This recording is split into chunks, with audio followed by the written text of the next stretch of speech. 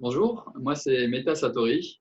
Ça fait plus de 10 ans que je médite, donc dans diverses traditions et sur 4 continents. J'ai fait des retraites, des initiations et c'est une pratique qui m'a vraiment fait du bien dans ma vie.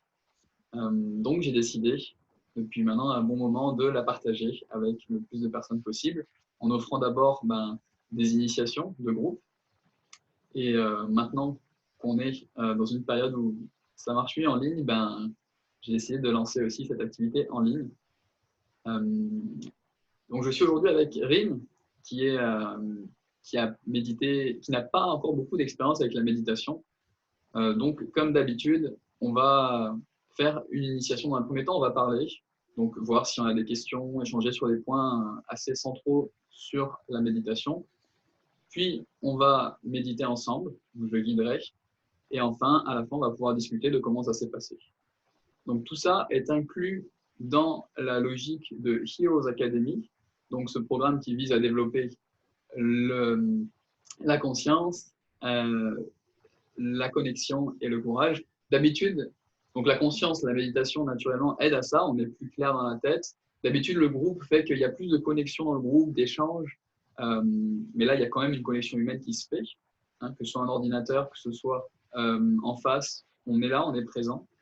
Et le courage, parce que c'est pas quelque chose de facile, la méditation, et ça nous aide en le vivant à grandir. Donc c'est important de se lever et de le vivre. Voici pour la petite introduction. Rebonjour Rim, comment ça va? Ça va très bien, merci. Toi? Super, merci. Merci d'avoir accepté d'enregistrer cette séance pour la partager à d'autres personnes. Et donc, est-ce que tu peux me rappeler vraiment qu'est-ce que ça veut dire pour toi? Quelle est ton expérience avec la méditation? Pour moi, méditation veut dire déstresser. C'est comme ça que je l'ai vu.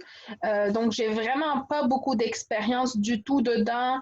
J'ai essayé il y a peut-être quelques années passées une séance ou deux. Puis,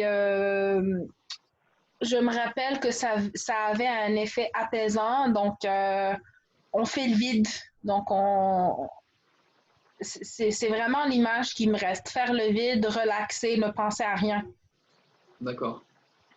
Ne penser à rien, ok. Et alors, qu'est-ce qui t'amène aujourd'hui? Mais en fait, ça fait déjà plusieurs mois que je me disais que je voulais peut-être réessayer de nouveau. Donc, j'ai rejoint le groupe il y a longtemps, mais à chaque fois, il y avait quelque chose donc, dans ma vie personnelle qui m'empêchait de participer. Puis là, maintenant que, bon, avec ce qui se passe dans le monde, là, puis on est tous en quarantaine, puis là, maintenant, il y a la possibilité de le faire en ligne. Il n'y avait pas vraiment d'excuses. Donc, quand j'ai vu, quand j'ai vu le lien hier, je me suis dit, ça serait vraiment une bonne occasion de l'essayer, en plus chez soi. Donc, voilà. Super. En fait, finalement, cette quarantaine a facilité les choses pour ta participation. Ouais, Ça devait se faire. c'est ça. Ok. Donc, je vais repartir sur ce que tu as dit tout à l'heure. Donc, faire le vide. Euh, En fait, on a tellement de flux de pensées qui viennent sans arrêt que souvent on s'identifie à ces pensées et on commence à être déconnecté de la réalité. On commence à se perdre dans nos pensées, particulièrement dans notre société, particulièrement dans les grandes villes, quand on est très connecté aux réseaux sociaux encore plus, donc de nos jours en fait encore plus. Et aussi, on a beaucoup de choses qu'on se raconte à nous-mêmes, des petites affirmations négatives qui ne nous aident pas. Et quand on dit faire le vide, pour reprendre tes mots, en général, c'est faire taire tout ça. Mais ce n'est pas faire taire d'une manière violente. Euh, une méconception et une erreur en fait qui est partagée par beaucoup de personnes qui n'ont pas beaucoup d'expérience, c'est de croire que quand je médite et que je pense à des choses, ou que des pensées viennent, que en fait, toute distraction, même de mon environnement, vient si ça me dérange, alors c'est que j'arrive pas à méditer. Et ça, en fait, c'est faux. Euh, Parce que c'est ça, méditer, en fait. C'est s'entraîner à accueillir ces choses qui nous viennent. Donc, il y aura une pensée qui va arriver. Déjà, je vais remarquer qu'elle existe. Ensuite, je vais dire, OK, je suis en train de penser. Cette pensée n'est pas négative en soi, mais je vais accueillir de ne pas la nourrir, de ne pas la travailler, de ne pas aller plus loin, et simplement revenir à mon action présente, qui est méditer. On verra après sur quoi on focalise, parce que focaliser sur le rien, ça a une difficulté. Donc, quand cette pensée va venir, quand toute distraction va venir, et qu'on va offrir à nous-mêmes de ne pas y répondre, de ne pas y réagir, on va avoir un petit apaisement qu'on n'a pas d'habitude. Et ça va nous donner de l'énergie. On va s'entraîner à ne plus donc nourrir ces pensées négatives, ou même toutes les pensées, et être beaucoup plus présent. Et présent, ça veut dire quoi? Qu'est-ce que ça veut dire pour toi, Rim? Euh, On dit souvent vivre dans le moment présent. Et ça. Dans la réalité, qu'est-ce que ça signifie? bon, sans arrière-pensée, sans penser au futur, de qu'est-ce que cette action va mener ou sans penser à disons, à ce qu'on doit faire le lendemain, par exemple. Donc vraiment, juste focuser sur l'action qu'on fait en ce moment-là. D'accord. Oui, tu as dit bien sûr le futur. Et c'est vrai qu'en fait, toutes ces pensées qu'on a, elles sont principalement, et en fait totalement, dans le passé et dans le futur. Et en général, on peut aussi les lier à deux choses, soit à un manque, donc une attente, un désir, soit à une peur. Donc, c'est soit quelque chose qu'on veut, soit quelque chose qu'on ne veut pas. C'est un souvenir positif, j'en veux plus. Donc, dans le présent, enfin, là, je suis dans le désir, dans l'attente d'autres choses. Donc, finalement, ça me développe probablement des sentiments négatifs. Pas des sentiments négatifs, mais des émotions négatives et des sensations négatives. Et donc, je ne suis pas présent. Être présent, c'est accueillir ce qui est là et c'est accueillir ce qui se présente. Pressentir. On est en train de s'offrir des choses dans notre vie et on les accueille. Forcément, on se les offre. Et c'est plus être dans la réaction et c'est donc être en équanimité. Équanimité, ce mot qui veut dire de sa racine equa animus, égale esprit. Donc, un esprit qui est sans arrêt au même niveau, qui est sans arrêt léger en fait, quelles que soient les circonstances de la vie. Peut-être que à l'extérieur, je peux pleurer ou je peux être très joyeux, mais au fond, j'ai une légèreté qui, qui, qui, qui perdure, quel que soit ce qui se passe. Et donc ça, c'est un sentiment qui est très positif à avoir. En fait. Et c'est ce qu'on est ravi de vivre.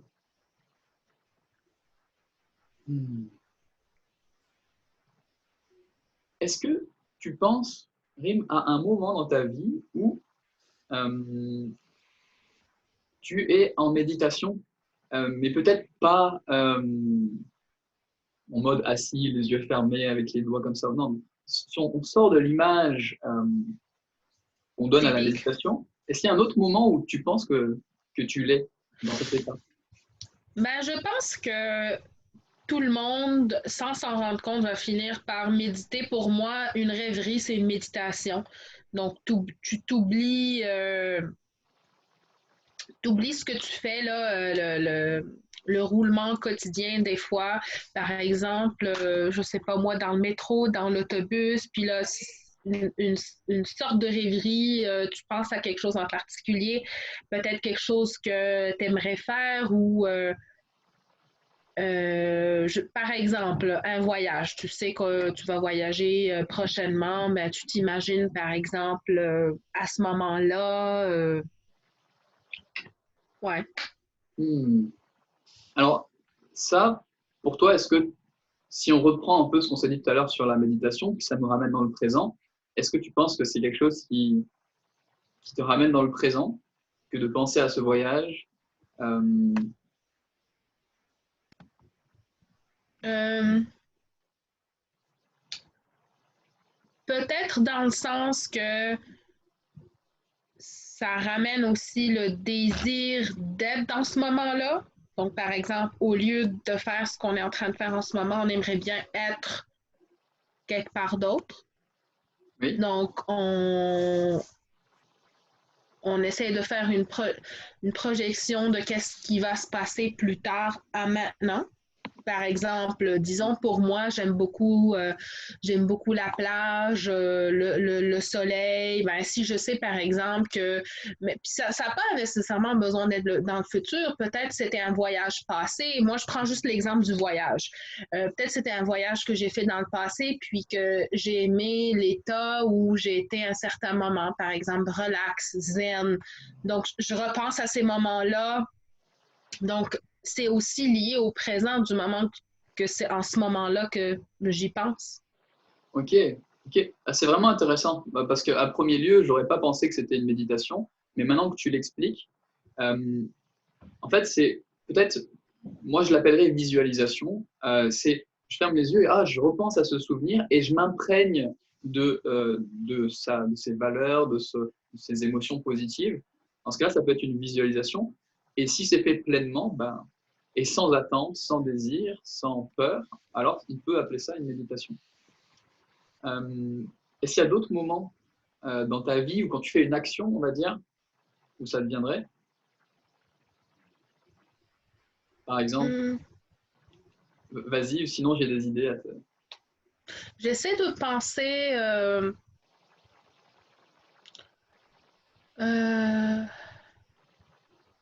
peut-être le soir, juste avant de m'endormir, donc juste les premières minutes où on va se coucher, on essaie de faire le vide dans le sens, bon, on va pas penser à la réunion qui nous attend demain ou j'ai oublié de faire telle chose ou d'envoyer un courriel à tel collègue. Bon, peut-être juste essayer de faire ce vide-là puis juste essayer de relaxer, ça pourrait rentrer dans ça. Je pense qu'on le fait pas mal tous. C'est intéressant parce que les deux exemples que tu as pris donc, sont des attitudes plus que des actions. Donc, l'attitude d'être assis ou couché dans son lit avant de dormir est une attitude donc, de recentrage. Probablement qu'à ce moment-là, bah, tu ne vas rien faire, mais tu vas respirer.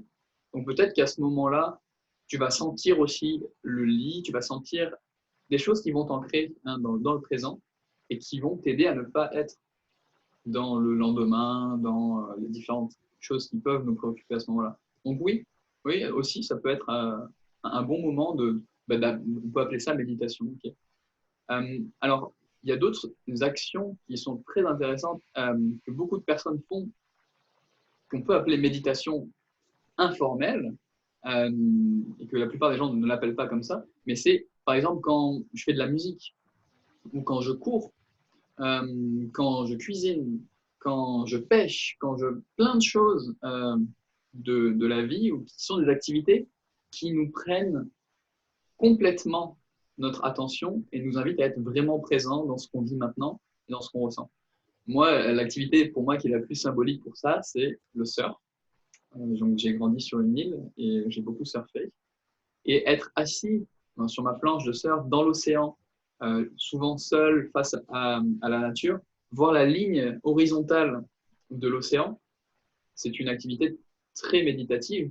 Et quand je vois la petite vibration qui arrive au lointain et qui annonce qu'il y aura une vague qui va arriver, j'accueille ce que la vie m'offre, ce que la nature m'offre, cette vague, et je la surfe. C'est-à-dire que c'est vraiment encore plus symbolique, c'est j'accueille ce que la vie m'offre et je, euh, je vais être avec ce qu'elle m'offre. Et je vais faire de mon mieux pour avoir cette vague. Et dans cette vague, je vais être présent. Et c'est ça. Et après, je remonte. Il y aura peut-être un moment où je vais avoir plein de vagues qui vont me venir dessus, que je vais devoir lutter. Peut-être ce sera un moment, je vais pas envie de dire positif ou négatif, mais un moment plus intense. Et je vais retourner à ce point de stabilité où je regarde ce que la vie m'offre. Donc ça, c'est un cycle. Et on peut l'interpréter comme de la méditation aussi. C'est comme ça aussi que je l'ai découvert d'ailleurs. Même avant de méditer formellement, donc assis comme ça, avec une technique, j'ai découvert la méditation, le surf. J'aurais pas pensé, par exemple, que l'activité physique serait considérée aussi comme une sorte de méditation. Pour moi, c'était le contraire, genre D'accord. Ok. relaxé. Donc, j'avais pas, j'avais jamais fait cette association-là avant. Ok. Alors, méditation peut être compris de plein de manières. Hein. Certains pensent que, enfin, certains l'associent à la prière. Moi, la prière, je dirais que c'est très similaire, ça va ensemble. La prière est plus une visualisation. C'est comme j'accueille des qualités, j'accueille telle valeur et je les ancre en moi, je les loue. Et donc, la prière, ça peut être vu comme ça. Mais la méditation est aussi souvent vue comme, comprise comme la réflexion, euh, qui finalement, en fait, peut-être sous une certaine forme peut être compris ainsi, mais la réflexion est souvent l'opposé de la méditation, puisque la réflexion est pleinement dans le mental. Et donc, en effet, c'est physiquement beaucoup moins actif. La réflexion, c'est je m'assois et puis je réfléchis à plein de choses. Réfléchir. Euh, et ça peut être une réflexion de groupe.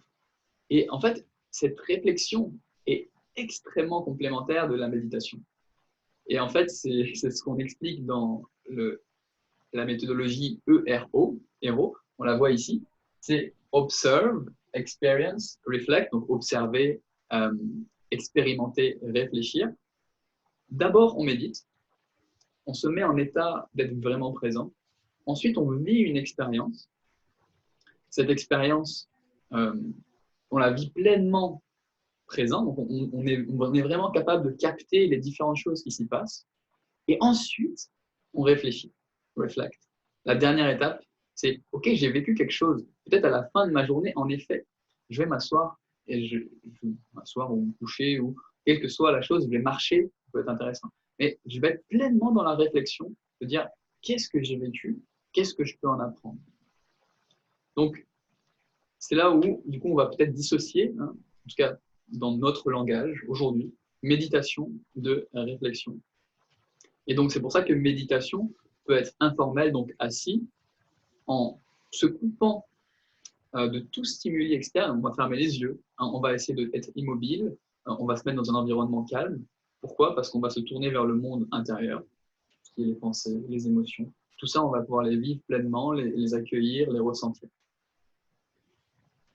Et ces autres méditations actives, informelles, donc comme le surf, la cuisine, sont quand même des activités qui nous demandent en général d'être pleinement présents et vont nous entraîner à l'être.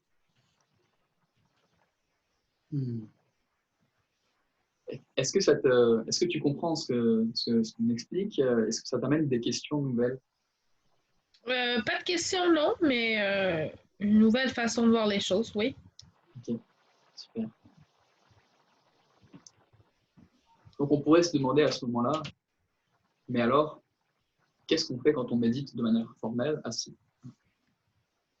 Si on n'est pas en train de réfléchir, si on n'est pas en train d'agir, alors il y a un travail qu'on effectue. C'est celui, on peut le voir comme un travail, on peut le voir comme euh, la chose la plus légère finalement à faire, c'est celui d'accueillir euh, la présence, d'accueillir mais donc la présence physique, d'être assis, d'être posé, la présence de ne pas partir dans les pensées, et donc on s'ancre avec quelque chose de bien réel, quelque chose de très symbolique de notre présence. Ce qui est proposé aujourd'hui dans cette technique de méditation, c'est la respiration. Tellement évident, on l'a déjà peut-être entendu, la respiration, oui, ça nous aide à nous calmer. Et pourquoi? Très simplement parce que c'est un objet très réel, très réel, qui nous accueille et qui nous accompagne depuis notre naissance jusqu'à notre mort. C'est intéressant aussi de voir que cet objet, objet d'attention, peut être actif de manière consciente. Là, je suis en train de contrôler ma respiration et je peux le faire. Et peut-être de manière inconsciente, parce qu'on respire quand même à tout instant. Donc, qu'est-ce qui se passe quand on s'assoit et qu'on observe avec notre attention, on pourrait dire avec notre mental, on observe la respiration que le corps nous offre, que l'instant nous offre. Mais en fait, on est en train de créer, c'est mon image, on crée un pont entre le conscient qui porte attention et l'inconscient qui offre la respiration. Et ce pont est vecteur d'harmonie. Parce qu'on va accueillir la respiration telle qu'elle est. Le corps nous offre la respiration, on accueille la respiration avec le mental, donc on crée un pont complet. On vit avec plus de cohérence. Aujourd'hui, il y a beaucoup de recherches sur la cohérence cardiaque. Donc, respirer pour se mettre en cohérence entre le cœur et l'esprit, ça peut aussi être un parallèle qui est fait. Et donc, on va porter attention sur notre respiration telle que le corps nous la donne. C'est important, on ne va pas essayer de la modifier. On la modifiera seulement quand on n'arrivera pas à la sentir et qu'on voudra, pendant quelques instants, la ressentir. Et donc, on va observer la respiration. Une technique qui s'appelle Anapana, c'est observer la respiration sur cette petite partie. Donc, avec une moustache, c'est encore différent, mais c'est la zone de la moustache. Donc, depuis la lèvre supérieure jusqu'à l'entrée du nez. Okay. Donc, pourquoi seulement là? Et pourquoi pas on observe toute la respiration du corps? C'est parce que ça nous aide à nous concentrer sur quelque chose de beaucoup plus précis, d'être beaucoup plus attentif. Donc, au début, ce sera peut-être difficile. Hein, on va peut-être sentir juste un tout petit peu ou peut-être rien. Dans ce cas-là, on pourra augmenter un petit peu notre flux d'air, quelques instants, histoire de sentir la chose. Et puis, on va essayer de continuer à être présent uniquement, avec les petites sensations. Donc tu veux dire respirer par le nez seulement? Oui. C'est ça? Oui, c'est ça qu'on fera, oui. Donc, je sens un petit peu d'air qui passe. L'air qui passe peut être une des sensations prédominantes dans cette observation, mais je peux aussi avoir d'autres petites sensations qui apparaissent. Possible.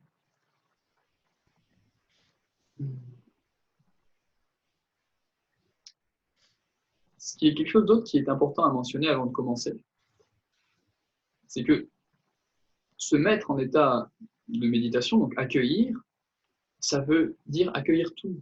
Hein. Si à un moment, il y a, je sais pas, un bruit à l'extérieur qui commence à arriver, à se produire, je vais l'accueillir aussi. Et ce serait vraiment contre-productif que de dire « Ah, ce bruit me provoque de la frustration, je vais arrêter de méditer. » C'est possible qu'il nous provoque de la frustration. Mais on peut à ce moment-là réaliser que ce n'est pas ça l'objectif et qu'on va simplement revenir à la respiration et qu'on accueille aussi ce bruit.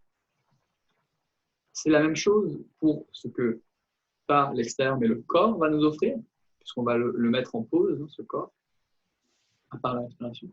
Ce corps va peut-être nous offrir d'autres sensations et possiblement de douleur.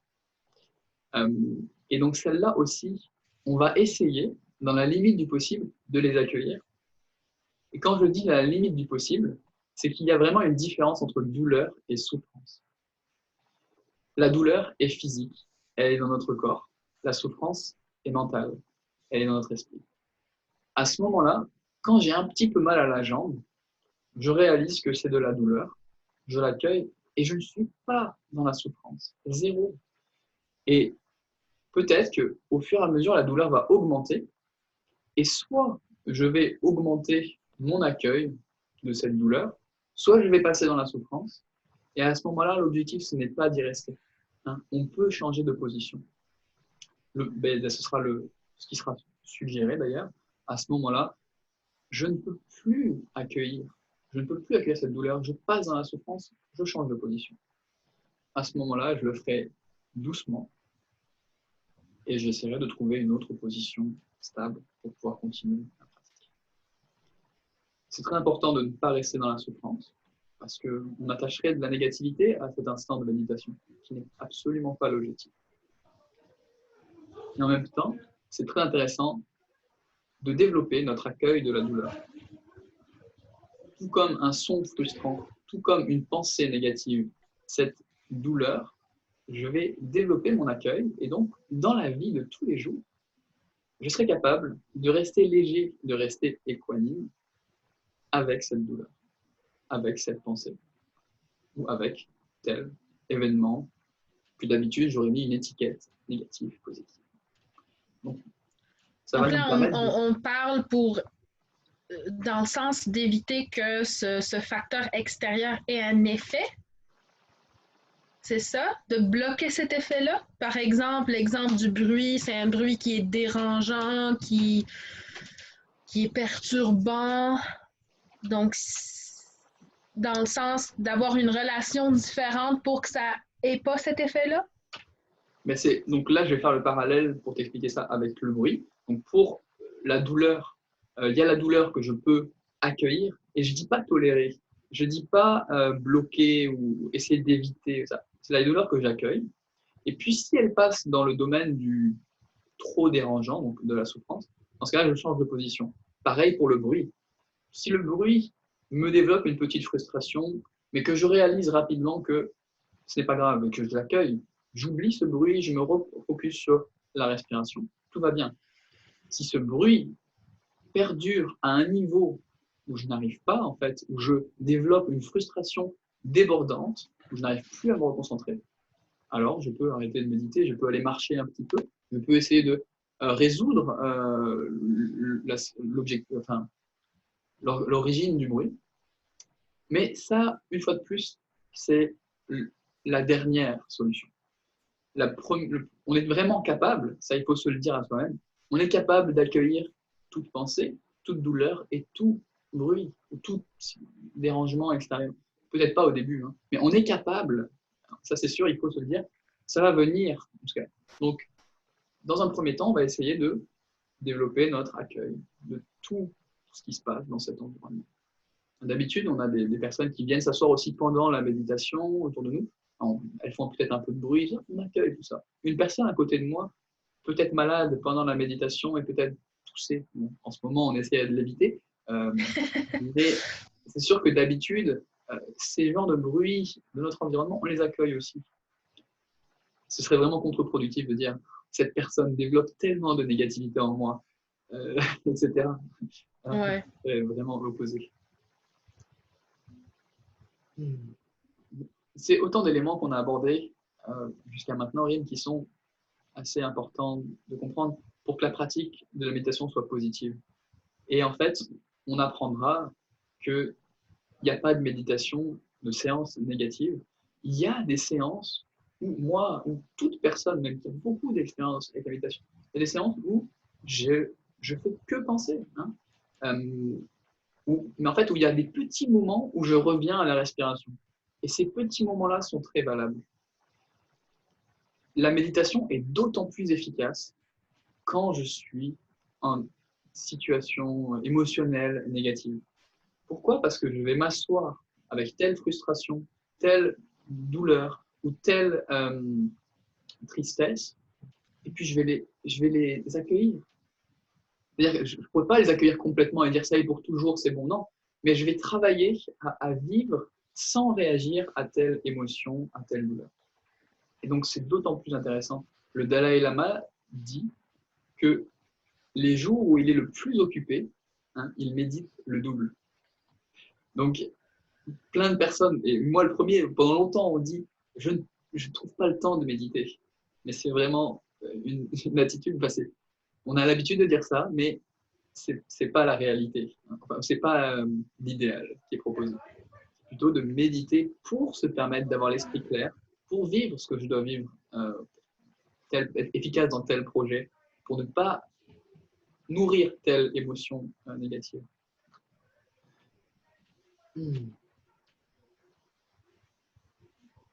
Donc, on dit souvent la théorie va avec la pratique. Donc, on ne peut pas aller profondément dans la théorie si on ne pratique rien.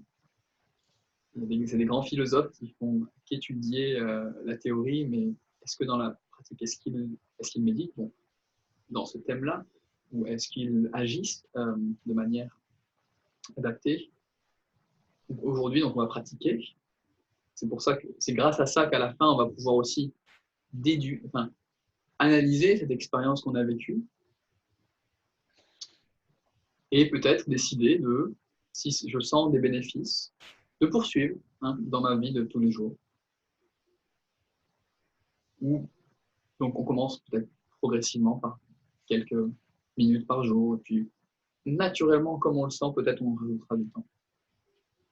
Et donner un juste essai à cette technique, c'est le pratiquer un peu régulièrement et voir si en effet ça me fait des bénéfices. Parce qu'un des principes vraiment importants aussi que j'explique à chaque fois et qui est au cœur de la méditation, on appelle eiposiko, c'est faire soi-même l'expérience. Parce que accepter une vérité qu'on nous donne sans la comprendre, c'est un niveau. Accepter une vérité qu'on nous donne parce qu'on comprend que c'est la vérité, c'est un autre niveau.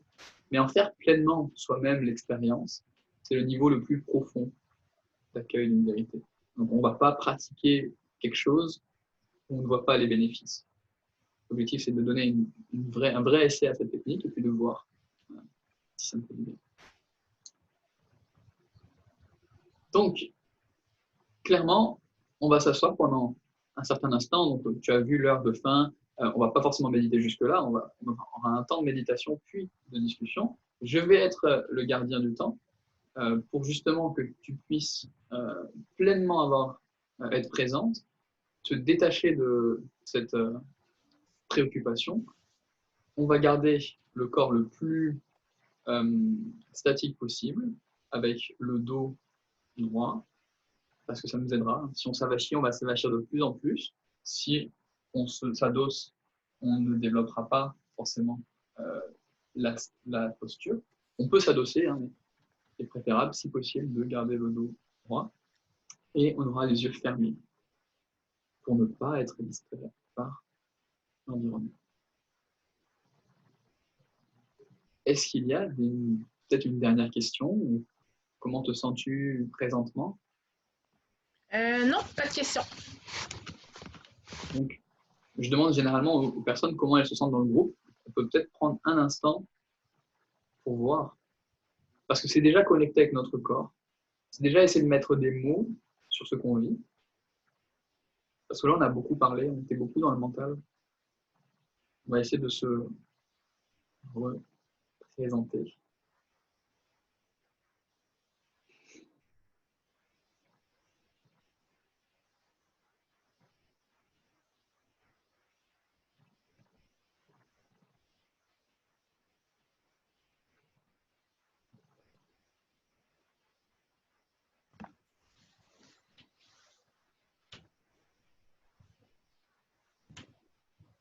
Je me sens plein de reconnaissance, d'enthousiasme.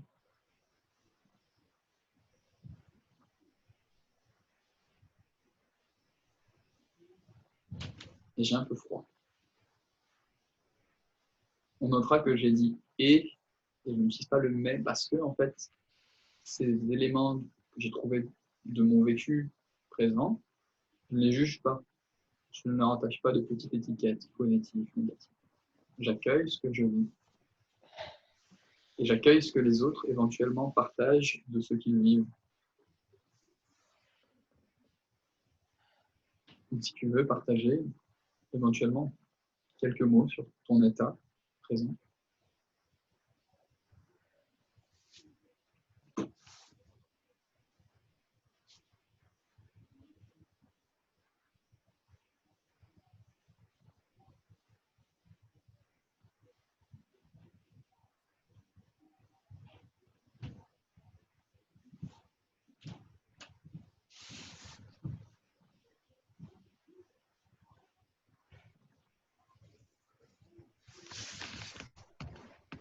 aucune pression, aucune obligation.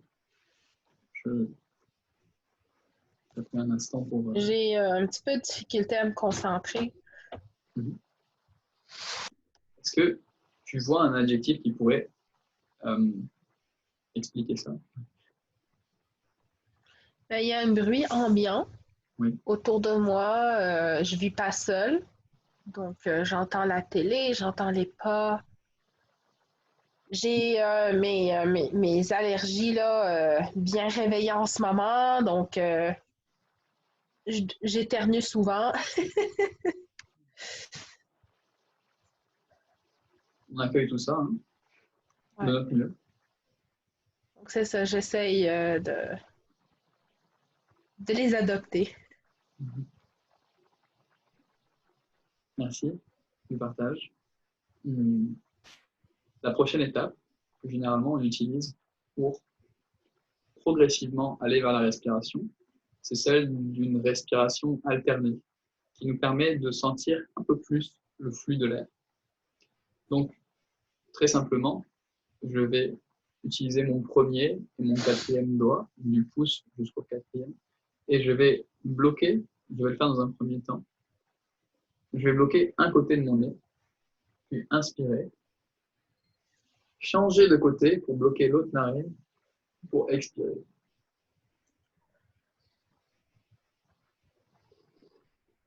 Inspire, changement, expire. On va à chaque fois changer pour expirer. Ça nous permettra de ressentir plus fortement, légèrement plus fortement, la respiration qui passera dans une narine à la fois. On va commencer ensuite à fermer les yeux et dès qu'on se sentira qu'on n'a plus besoin de ses doigts, on pourra poser la main, hein, là où, enfin, en tout cas, ne plus l'utiliser et puis continuer à uniquement respirer. Donc, je serai le gardien du temps et je te souhaite une excellente méditation.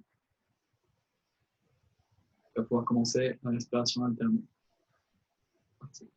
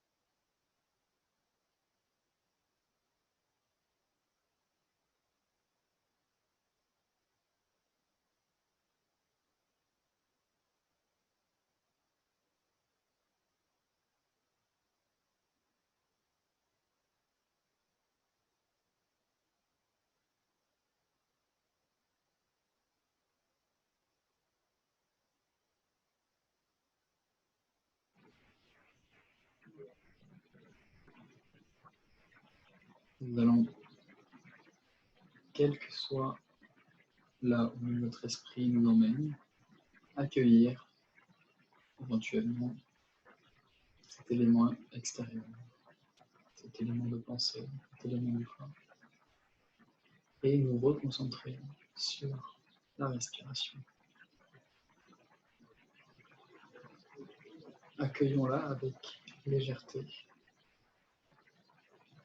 et en même temps de manière déterminée.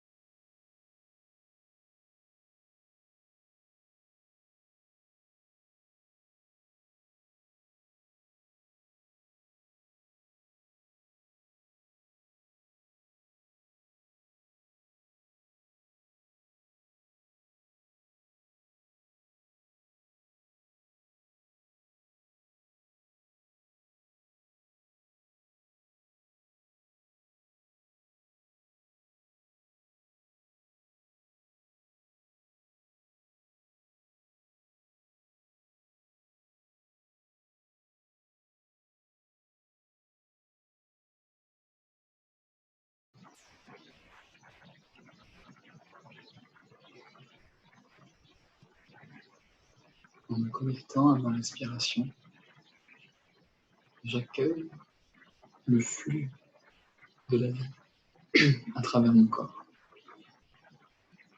J'accueille le rythme que mon corps m'offre dans la respiration. Je suis pleinement présent, léger, serein, en harmonie. Accueillons cette respiration.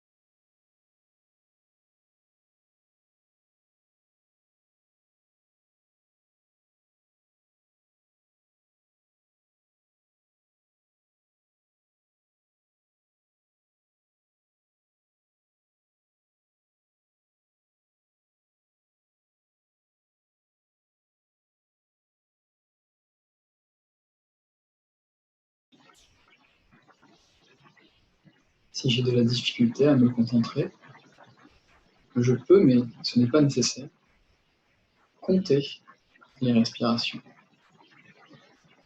J'inspire et j'expire. 1, inspire, j'expire. 2, ainsi jusqu'à 10, si j'arrive à ne pas être distrait. À 10, je peux recommencer à 1. Et puis si je me perds en chemin, je peux recommencer à 1. Sans aucun jugement de notre pratique, en plein accueil de la situation, de la respiration.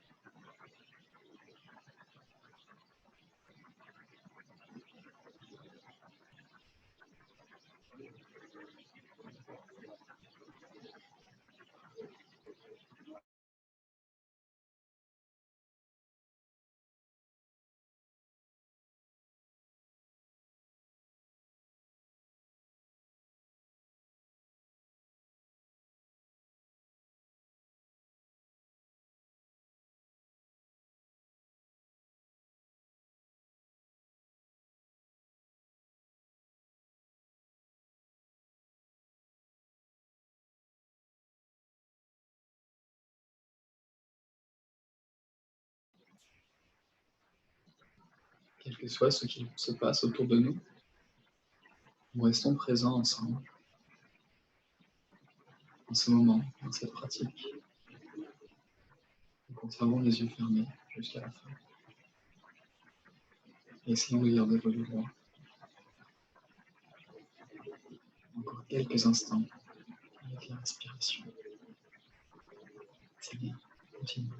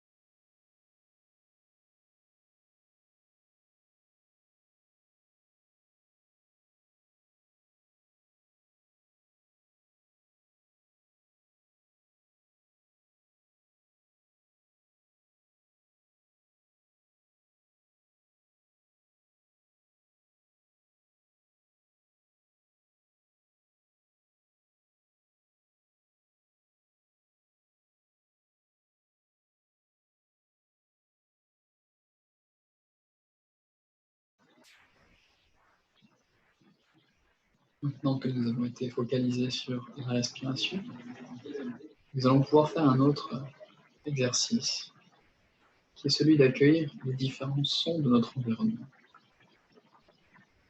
Prenons un instant pour réaliser la diversité des sons qui nous entourent et offrir à chacun de ces sons un moment de présence, d'accueil, d'unité avec ce son extérieur. Et dès que j'ai passé un instant avec ce son, peut-être un autre m'attirera et je pourrai l'accueillir alors aussi. Ainsi, nous allons balayer les différents sons de notre environnement.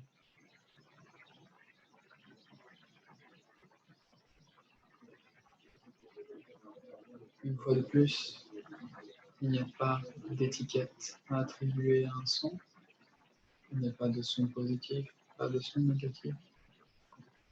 Juste des sons que nous accueillons.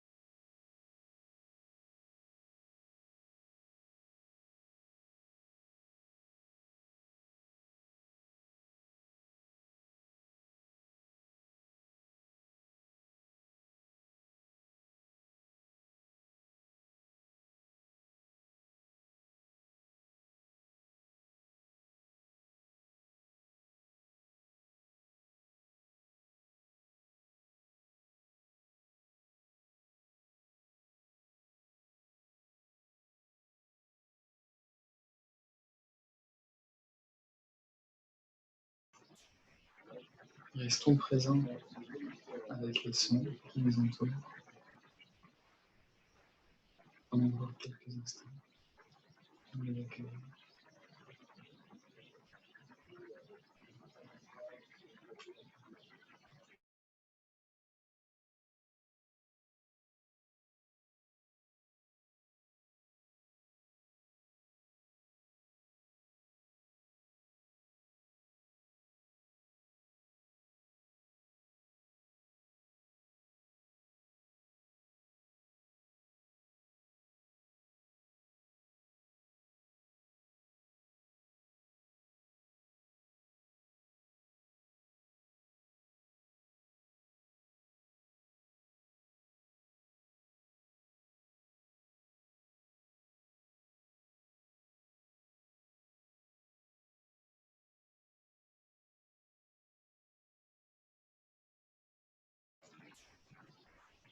Nous pouvons conserver en parallèle une conscience de notre respiration. Notre attention principalement est tournée vers tous ces sons qui nous entourent.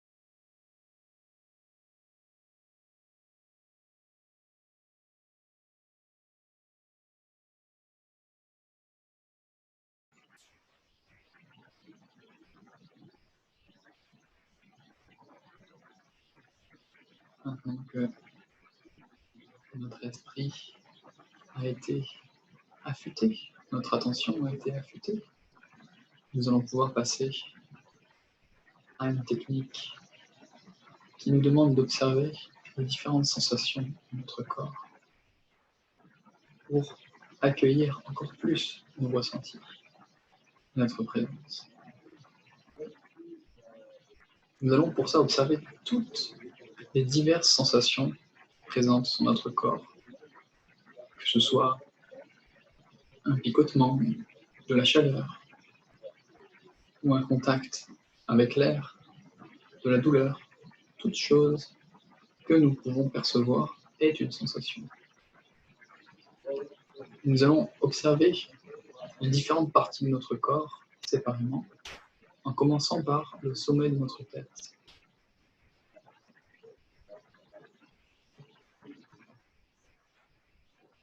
Est-ce que nous y sentons quelque chose? Nous y passons un instant.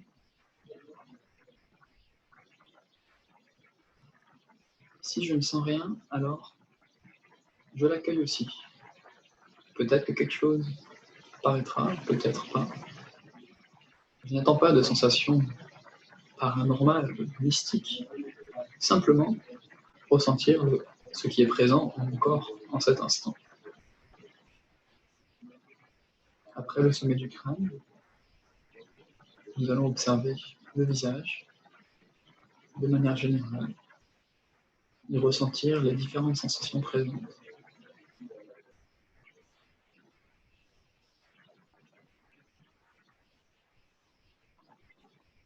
On continue vers l'arrière de la tête en passant par les oreilles pour faire le tour de notre crâne.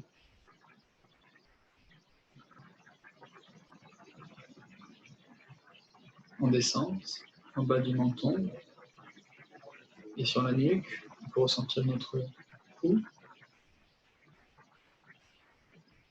qui vient se joindre à la base à notre tronc. On peut partir le long de l'épaule droite,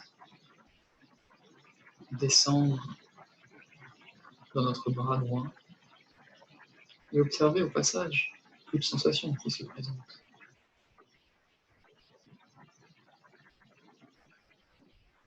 Notre avant-bras, main, doigt,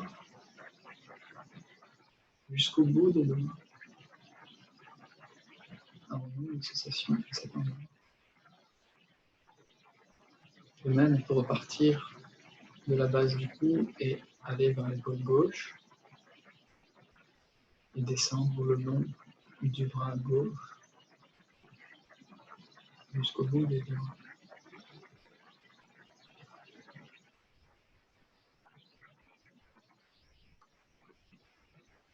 Encore, toute sensation est à accueillir et nous n'attendons aucune autre sensation que celle qui est présente.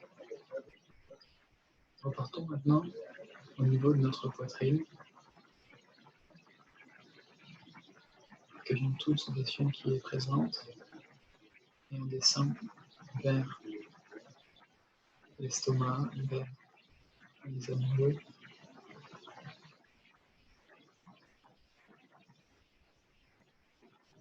On descend jusqu'à la zone de nos organes génitaux.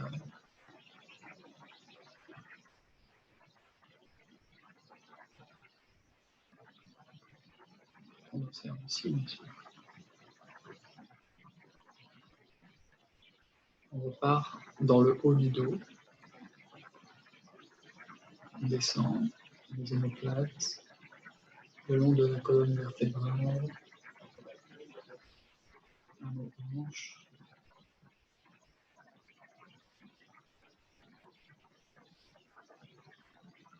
Pour aller jusqu'à notre postérieur. On ressent éventuellement le contact avec le sol. On va pouvoir partir dans la cuisse droite, descendre jusqu'au mollet, la cheville, les pieds, jusqu'au bout des orteils.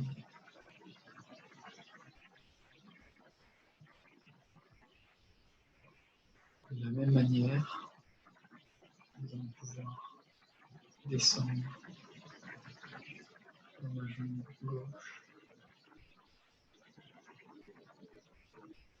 le genou,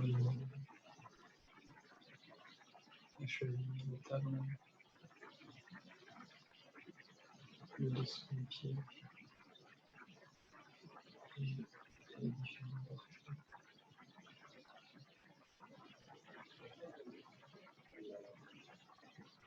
Si on s'arrête un instant d'observer des éléments en particulier, on peut observer le corps dans son ensemble, avec toutes les sensations précédemment trouvées. Remarquez la diversité et remarquez que nous sommes peut-être attirés en particulier par une ou deux sensations grossières qui nous cachent un peu les autres sensations. On peut les observer en particulier, en prendre une d'abord, puis la disséquer, aller un peu plus précisément, voir où est cette douleur, cette tension. En l'observant de front, en l'accueillant, elle pourra éventuellement se dissoudre.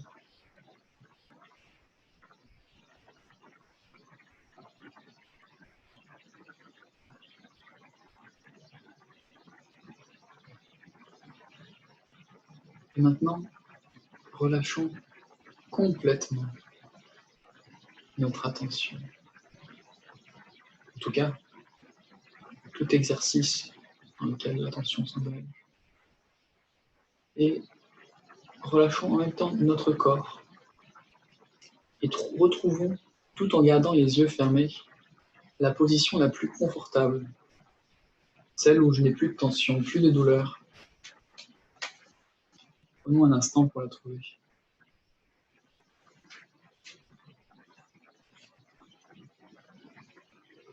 Et dans cette position, apprécions l'instant. Cette position où il n'y a plus de douleur nous apporte un confort physique, où il n'y a plus, où il y a peut-être moins de poids mental. Nous avons alors aussi un confort, une légèreté. Apprécier cet instant peut nous emplir de gratitude.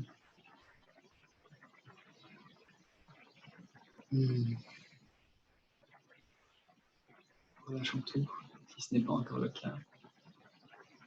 Et pleinement présent dans l'accueil, dans la gratitude, la légèreté.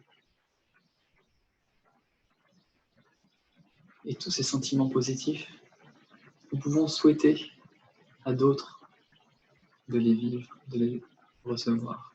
Nous pouvons maintenant les envoyer aux personnes qui nous sont chères. On va souhaiter de trouver cette harmonie, cette paix. Et au-delà de ça, nous pouvons le souhaiter à toute la planète, à tous les êtres vivants.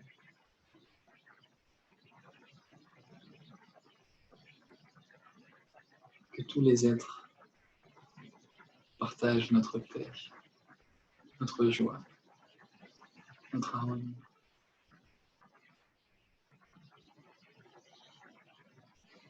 Que tous les êtres vivent dans la paix, l'amour. Que tous les êtres soient libérés.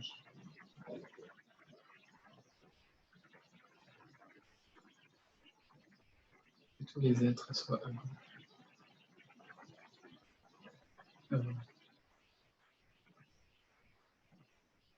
Heureux.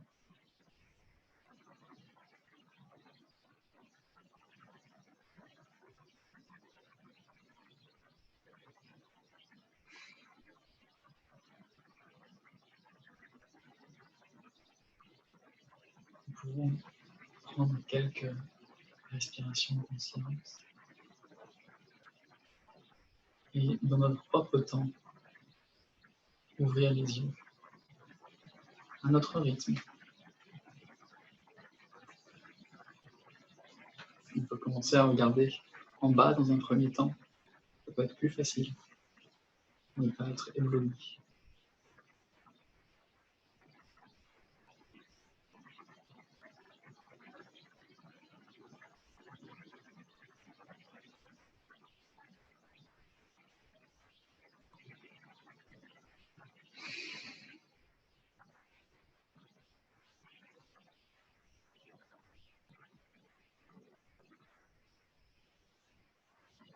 Et je vais t'inviter, Rim, une fois que tu as les yeux ouverts, à activer ton micro.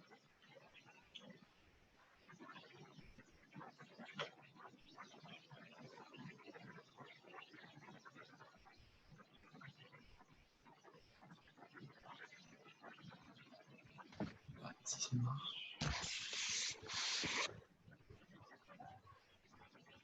Salut. Salut. Donc, nous avons fini maintenant la partie pratique, partie expérience. Et je suis très curieux de savoir comment ça s'est passé pour toi. Prends le temps d'atterrir. Ça s'est très bien passé. Au début, j'avais un petit peu de difficulté de concentration. Donc, j'arrivais pas à me détacher de mon extérieur. Donc, à chaque fois, il fallait que j'arrange mon oreiller. À chaque fois, il fallait que j'étais pas bien assise. À chaque fois, bon, tous les petits événements, les facteurs extérieurs. Puis après, petit à petit, j'ai réussi. Donc, finalement, moi, je me suis juste couchée allongée. C'est la position que j'ai trouvée le plus confortable, puis c'est là que j'ai vraiment pu être zen.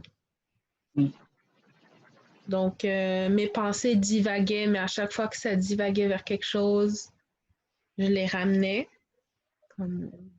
Bien.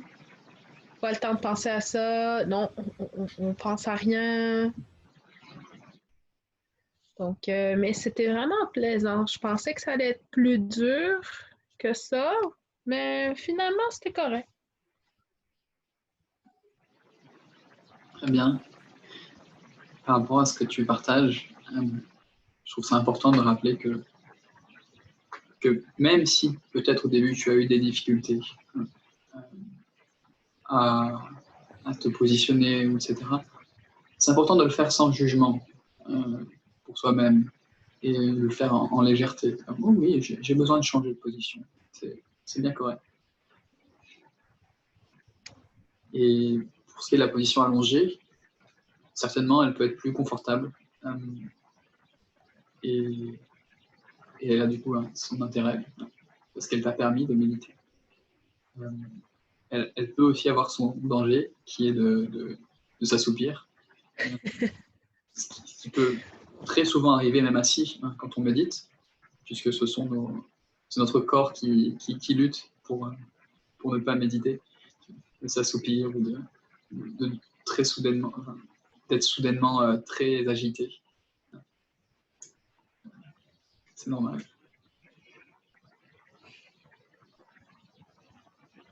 Donc aussi, c'est pas l'objectif que ce soit dur. Souvent, le plus dur, c'est de s'asseoir. En tout cas, de commencer la méditation. La pratique amène en général donc plus de légèreté. Et même quand il y a de la douleur, c'est de la douleur en légèreté, par exemple. Du moins, ça, toujours un peu plus d'accueil. Sinon, on change de position. C'est pas une pratique qui doit être guerrière ou intense. Intense, si, dans la concentration, mais pas dur, oui. C'est pas censé. pas agressive. Dure, oui, parce que ça demande un effort, etc. Mais pas agressive, avec soi-même. C'est ça.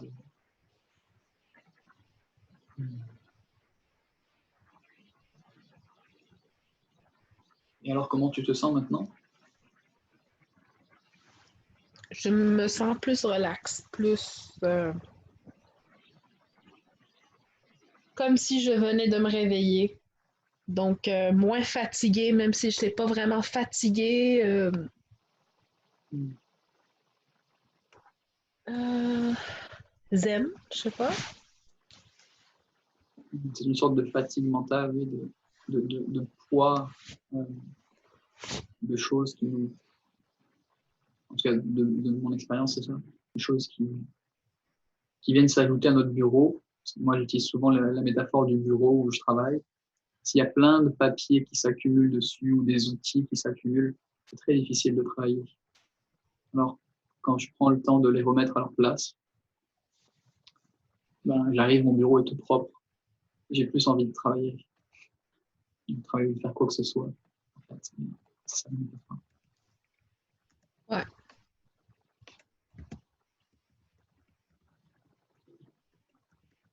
Merci de ce partage de moments. On était ensemble dans cette pratique.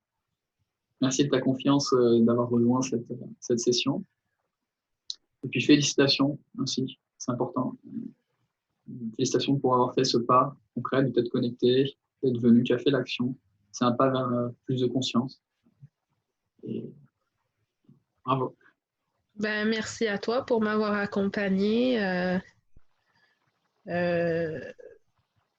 Vraiment, je pensais que ça allait être plus difficile, surtout que j'étais pas seule, je suis pas seule dans la maison, puis qu'il y a d'autres personnes, puis qu'il y a du bruit alentour, mais finalement, ça s'est super bien passé. Donc,